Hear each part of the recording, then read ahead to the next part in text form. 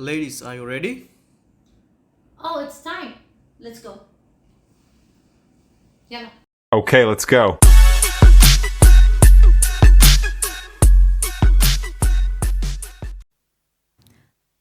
Hi, everyone. Welcome to a new episode of Clock In. I am Shaima. And I'm Suheir. And if you're joining us for the first time and you want to know what Clock In is and what Suheir and I talk about in our podcast, go to episode 1 and you will know all the details. So, what are we talking about this episode?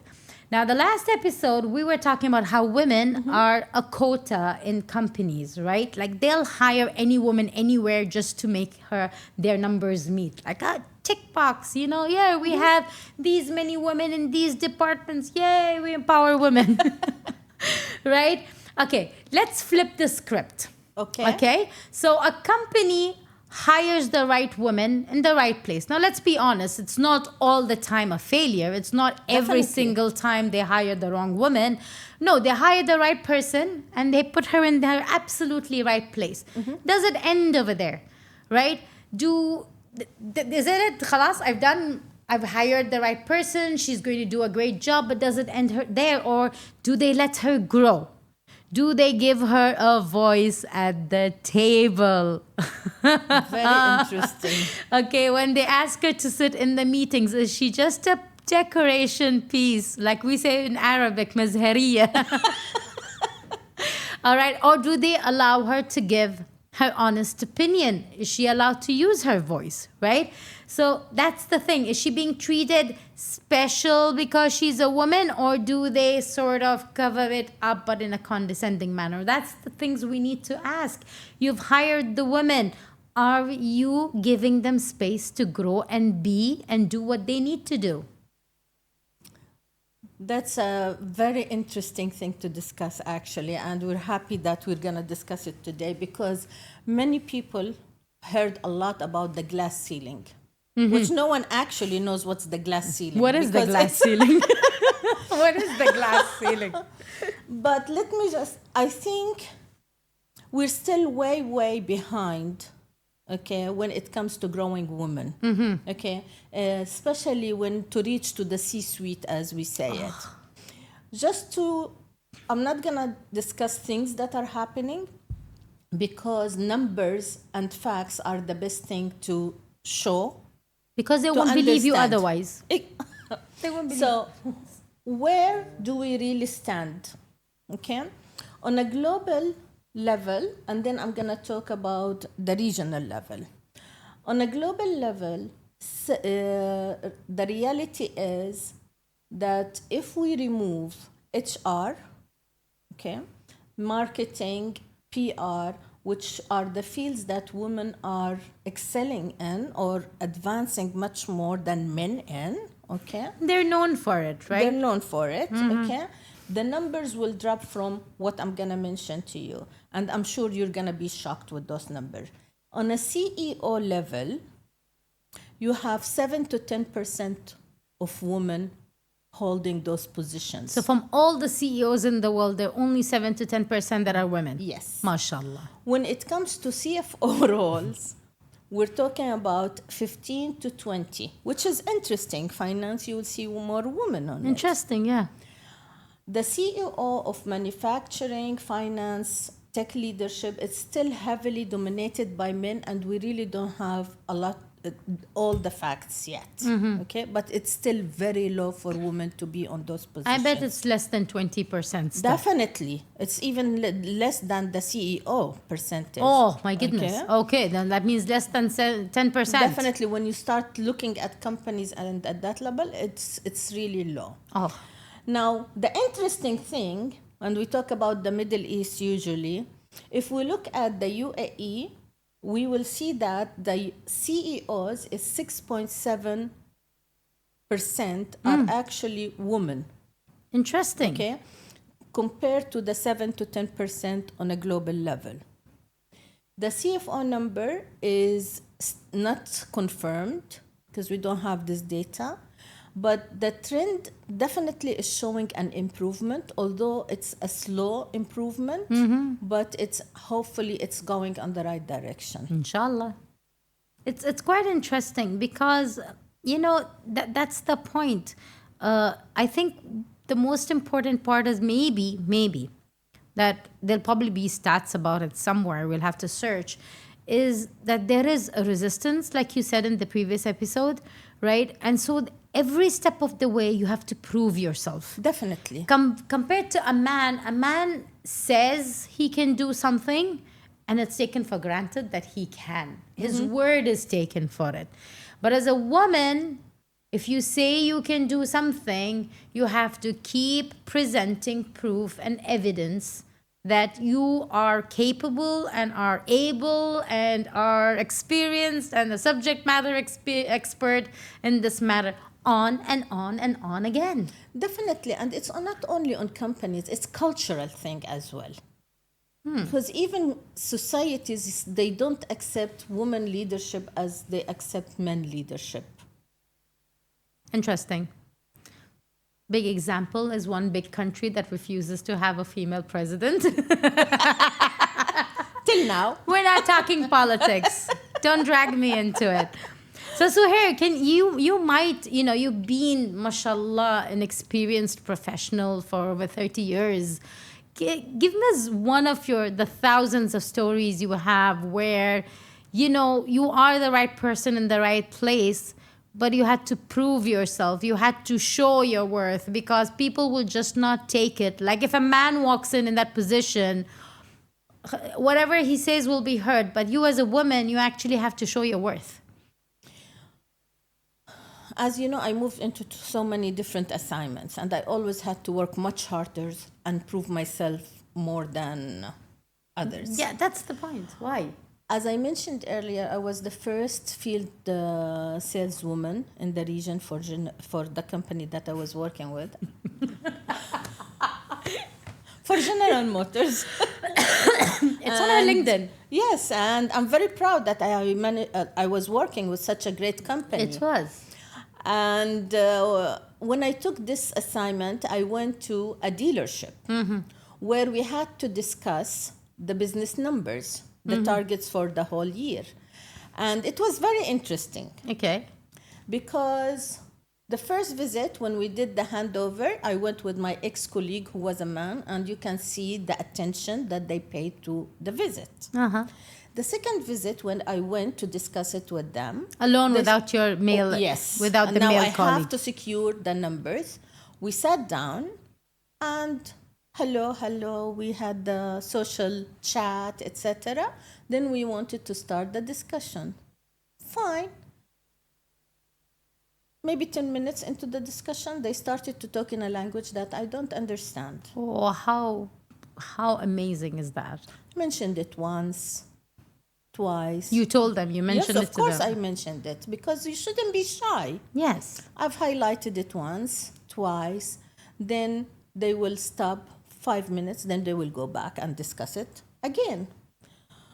After a few trials, or attempts from my end to have the discussion in English, I said, okay, let me enjoy my coffee. A typical Suheir move. Let them discuss it. Took them some time, an hour and a half. I really don't know, but a full discussion. They finalized their discussion. Amongst themselves without you. And I'm working, doing my emails, etc., which is good. They finished. So those are the numbers. I said, okay, let's discuss them. They said, this is our number, and this is what we will agree to. I said, okay, very good. Now, I disagree with you. Why? But that's what we can do. I said, Of course, I had to always go very prepared to any meeting that I went to. More than a guy would. Most probably. So I had all the statistics. I had the market study. I had the population, the breakdown, the age groups, the cars that sell the most, the segmentation, etc. And I said, I believe this should be your target for this year. No, why? I stated all the facts that I have. And towards the end, they couldn't discuss it further because you had the facts being stated, you had supporting numbers. my numbers. They agreed to it. Comes year end, they were very happy because they exceeded the number that I gave them, so they got a very nice bonus. And I was very happy because the market share went up. And of course, with this, I built credibility. They never questioned my numbers again. But you had to prove yourself in the first meeting. And I had to really work very hard with them in the beginning to just convince them for months that this is the right thing for you guys. And it was a success. Alhamdulillah, my relationship with them is now very good, or until I left, and I still in contact with a lot of my ex-dealership personnel. But it went fine, and I gained the trust. But again, I had to really work hard on them to listen to me. Yeah, it's never easy. Like I said, once you are given a position of authority, they question you. Mm-hmm. Okay, you've not gained that position of authority easily. No. Okay, like when I got promoted into the attorney, and again, you know that even I was the first person in the company in the 100 years to be promoted from assistant to attorney, right? Never been done. Hard on it, well, I worked hard on it, but globally it was never done, not only in the Middle East. True. And I was in a meeting. It was my project, and I had the authority. My word was a final word from a legal perspective. Yes. But every time I told them anything and they didn't like it, they're like, "Oh, we'll take it up with your boss." I'm like, "You don't need to take it up with my boss. I am telling you, he'll refer you back to me, right? Let's just finish it." And I was trying to be nice and amicable. Like, I want to finish. I want to get the job done. If you've worked with me, I just want to get the job done, right? 1 time, 2 times, 3, on the 3rd time, this is it. Like I because it was disrespectful. I am in front of you. I am a person of authority. I have the authority to approve and give you. Why are you questioning me now? And my boss is a man, so his word, and he's not even a person who knows about this. It's me. I'm the one who's a subject matter expert. Oh. And I had to put my foot down and say, "Gentlemen," of course, gentlemen, okay, you can go to my boss. You can discuss this. What is going to happen is he will tell you, go back to Shaima because Shaima's the expert. But what is going to happen is if you refuse to listen to me now, when I'm telling you I have the authority, and you choose to surpass and still talk to my boss, I'm going to end the meeting now. I'm going to talk to him. He'll send you back. But what's going to happen is you're going to lose my respect and my trust, and then you're going to put a crack in our relationship." Yeah. Now, of course, after the meeting, guess what? Shaima was rude. Shaima has an attitude because I stood up for myself. Shaima has an attitude. So if you stand up to yourself, you have to prove yourself first. After you prove yourself, you have to stand up for yourself. After you stand up for yourself, you have to defend yourself because guess what? You're rude. You have an attitude. Oh, and the famous, even if you're talking calmly, please calm down. You're getting emotional. Because I'm a woman, Always. I'm emotional. Yes. So that's the challenge as a woman, right? Like literally, you get the job, you have the authority, and I'm sure this happens to all the women that are in the C-suites, right? They'll question her authority, or is she making sound decisions and everything? Yeah. She has to prove herself, right? Then she has to stand up for herself. And if she did, they'll give her names. Some names are not nice and kind. We know those names, okay? And then she has to defend herself because she stood up for herself. And that cycle goes on, and it is ridiculous. It's so true. And it's like, I wish we could change. So I think the important part is for us to stop treating, women like interns. I agree. I agree with you. And that we really have to respect what they say and listen to them and not have them just sitting there as a decoration, as you said, vaza. Because that's the worst that can be done to anyone. And also advice to the women, if you find yourself in these situations, we found ourselves in these situations a lot, is stand up for yourself when you are handled, right? And instead of being respected, pause. Don't put up with it, pause. But unfortunately, because we're women and we get labeled easily, True. right? We have to use high diplomacy, like Suheir did. You have to. In everything that you do, diplomacy is good for both, but we have to work harder on it. You have to because actually our apply it language more. exactly is different. No, and it is because they won't listen to you. Well, anyways, they have a problem with listening anyways. Sorry, guys. I had to take it. but the point is that we really, but then don't put up with it. Call it out. If you've been disrespected, call it out. But use diplomacy. Definitely. Like, people would... There are a lot of people who do know this. When I asked for a promotion at my work, right? People assume I just went and say, oh, I deserve a promotion, which men do. A man will just go to his boss and say, I deserve a promotion because I did 1, 2, 3, 4, 5. Now, because I'm a woman, I know if I went and said I deserve a promotion, I'll be labeled a half a dozen names, right? You have to. So I actually, when I went to my boss and I asked, Package it in a nice I way. packaged it very nicely. I went to my boss and I told him, I believe that I am ready. I didn't even say deserve. I said, I am ready for a promotion. Okay, I believe I am. But that's not necessarily what you see as my manager. Imagine the height of diplomacy. I'm sure people who know me, like Shaima, has no way said that. But wallah, I did. Okay? And I said, you may not see that I am ready.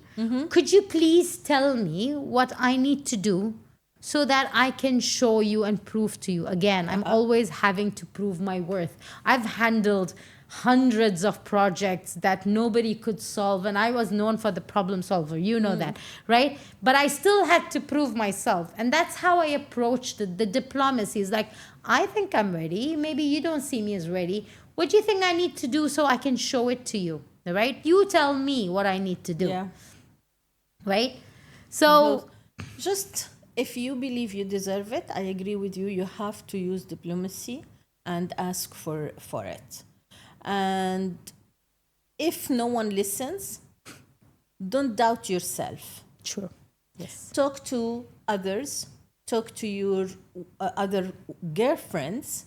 'Cause I used to usually come and talk to you a yes, lot. it's very important. Women talk to women, and they're much more comfortable, and they will tell you sometimes the thing that really matters. Sometimes it's hard on you, but they are honest with you. They're much more honest because they don't feel that they have to filter it. And when I used to come and talk to you, you'd give me a different perspective because you're out of the box. You'll be like, oh, look at it from this angle. True. And that's where we have to support each other as women, mentor each other. Okay, and it's so important. As we mentioned earlier, this is our objective and our mission is to ensure that we are all working together to empower every woman to have confidence in herself and everything that she wants to do and believe in herself. You don't need to change yourself. You don't need to put yourself in a box that will fit or will be suitable for others to see you in. Just be yourself and be confident of who you are, because we're not all the same. That is such an excellent note to end this episode with. I wouldn't be able to top this if I wanted to. So I hope we had some good things to present to you today, some words of value. Definitely the last bit from Suheir is of a lot of value. Take it to pure heart. This woman has been a great mentor to me, even when I was working, because we worked together, and she does give sound advice. You can always write to her and this one. So thank you very much for watching our episodes. We air our episodes every first and third Wednesday of every month. We're going to have our socials and emails in the caption for you to contact us, and we hope to see you in the next episodes. Definitely. And please, once again, share your thoughts, ideas, any topics that you want us to talk about. There is no topic that's not worth addressing. And we mentioned in the beginning in the first episode, it's like we want to open this can of worms, and let's discuss everything. We shouldn't shy off. We shouldn't be, oh, should we do this or do that? Because if people feel it, or girls or women feel that they're not being treated equally, we would love to discuss it with you, because you shouldn't feel this way. Great. Awesome. So thank you again for watching us. And until the next episode, see you later. Thank you. Clock out.